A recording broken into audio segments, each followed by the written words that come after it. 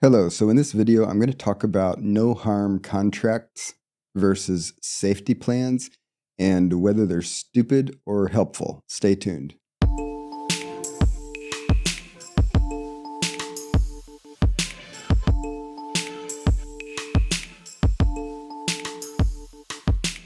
Welcome to Wellness with John. I'm John Peters, and these are resources to help you thrive. So in this video, I want to talk about no harm contracts and safety plans in the context of therapy with suicidal ideation present.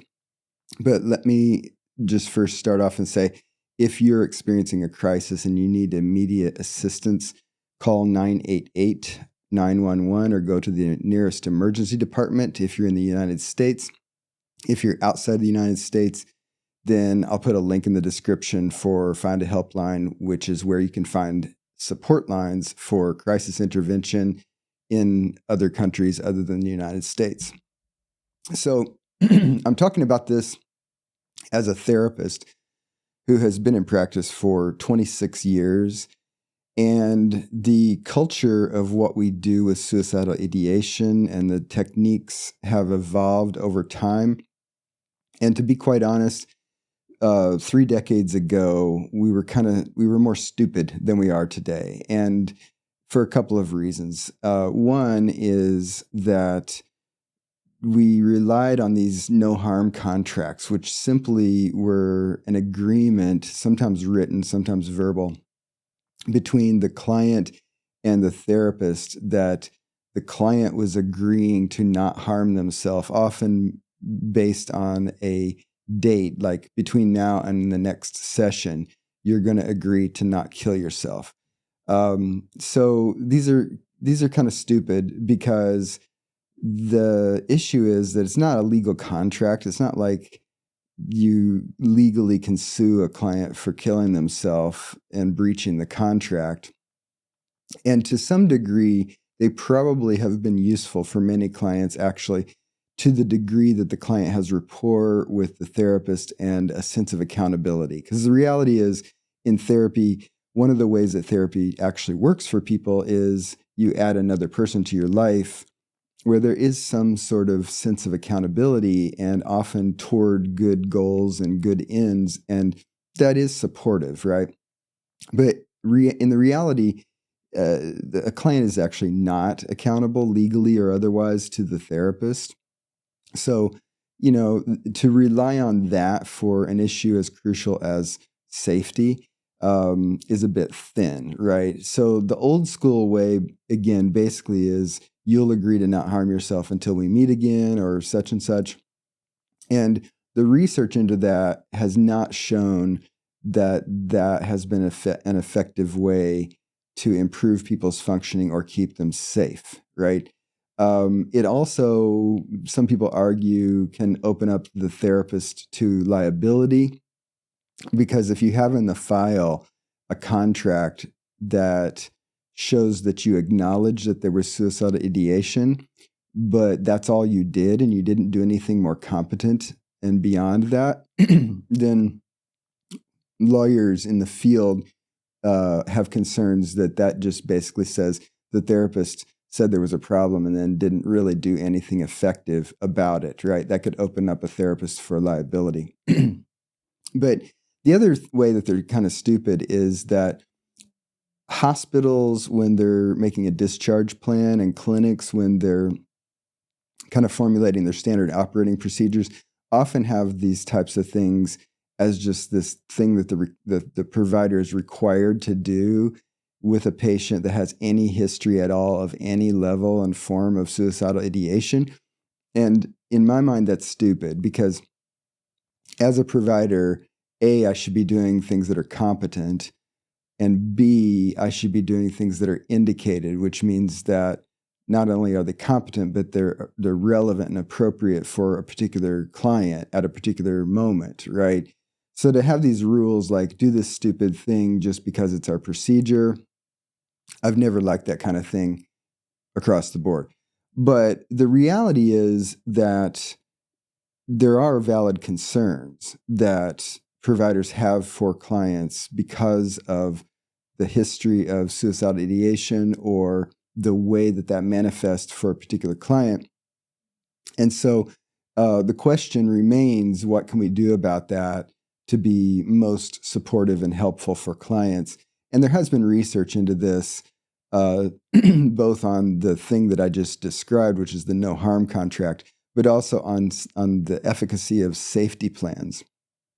So a safety plan differs from a no harm contract because, as I mentioned, a no harm contract is basically saying you're agreeing to not harm yourself.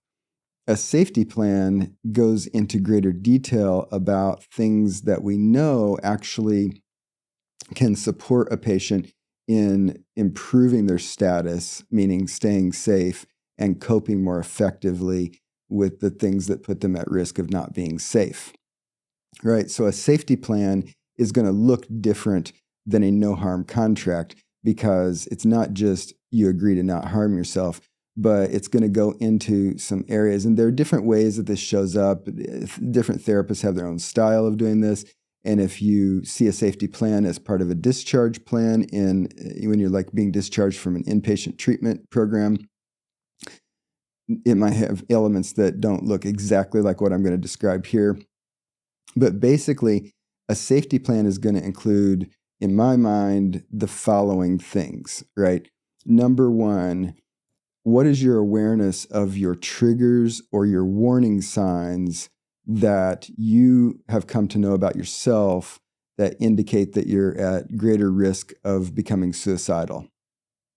So if someone has a history of suicidal ideation, if they have a history of making plans, of having times where they have some level of intent to harm themselves, if they have past attempts, then people usually can identify specific triggers or warning signs that are associated with those periods of elevated risk of self-harm. So a safety plan is more competent if it identifies those things that the client actually knows about themselves, right? So if someone says, whenever I get into a fight with my partner, that typically leads me to be suicidal, okay? So there's a warning sign, a trigger that someone can identify, right? And there's value in being conscious and explicit about saying, I know what my triggers are, and here they are. I'm going to consciously list them out on this plan. Because again, it's not committing the person to any particular thing. It's just saying, I'm increasing my awareness by explicitly identifying them, right? Now, another thing that people can do, excuse me, I have to take a sip of coffee, is identify their internal coping strategies that are effective and appropriate for times when they're at greater risk of self-harm. And this is often a goal in therapy when working with suicidal ideation, is thinking about what can the person learn and enact in order to cope more effectively with those situations that tend to trigger their suicidal ideation, right? So part of the purpose of therapy is to bolster the patient's status, to bolster their internal capacities to cope in general.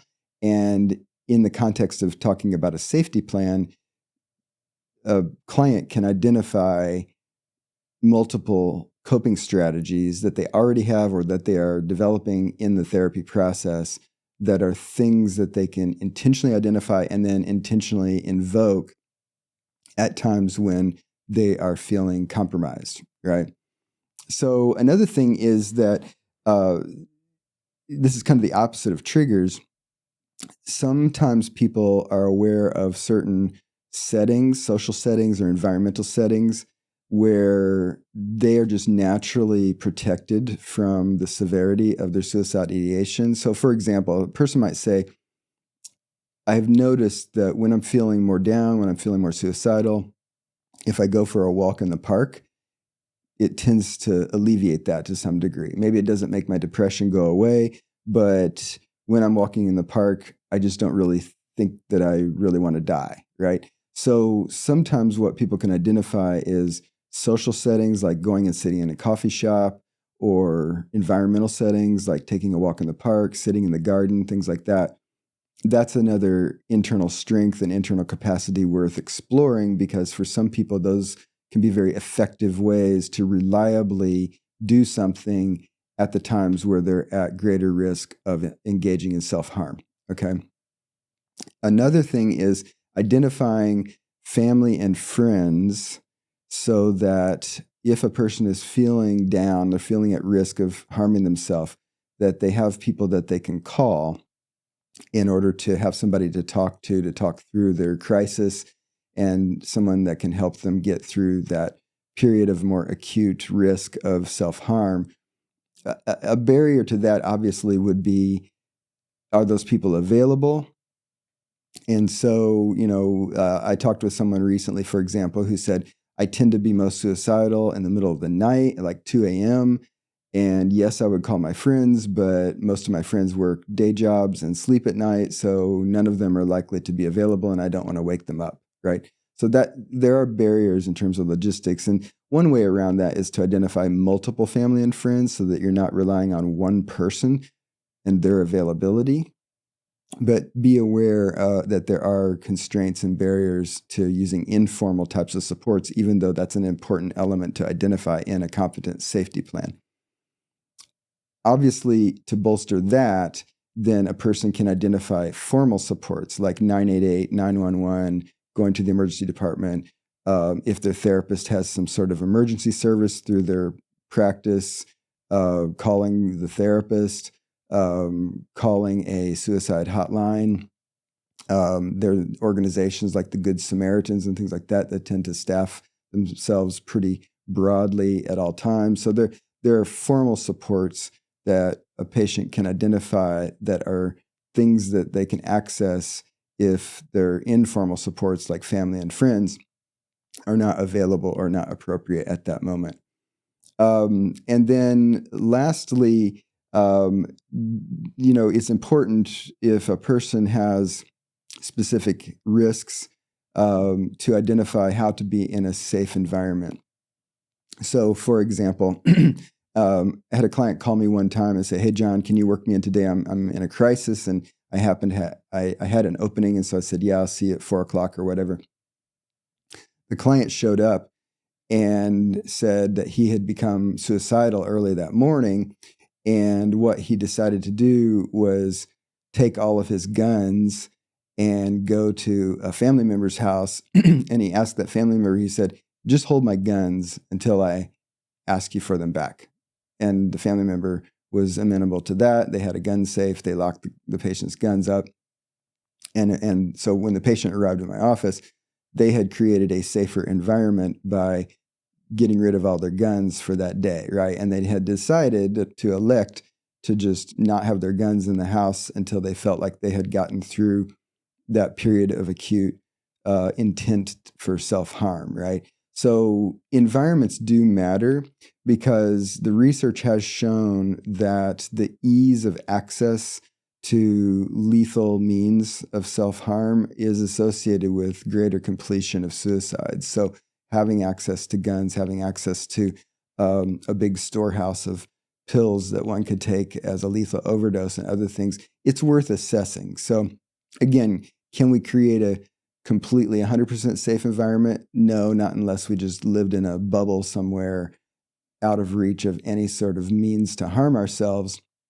But it is prudent for some people to think about whether or not they should change their actual environment in order to create some barriers to access to the means to harm oneself, right? So that's the sixth component to a competent safety plan. So those are the elements that I think are appropriate for a competent safety plan. And the research on that type of safety plan has shown that while it doesn't do anything to reduce suicidal ideation, it actually is associated with less self-harm. So if you look at people getting admitted after attempts of self-harm or people completing suicides, the safety plan actually isn't stupid, because it is associated with a reduced risk of actual self-harm, even though it doesn't actually reduce the suicide ideation. So those are my thoughts about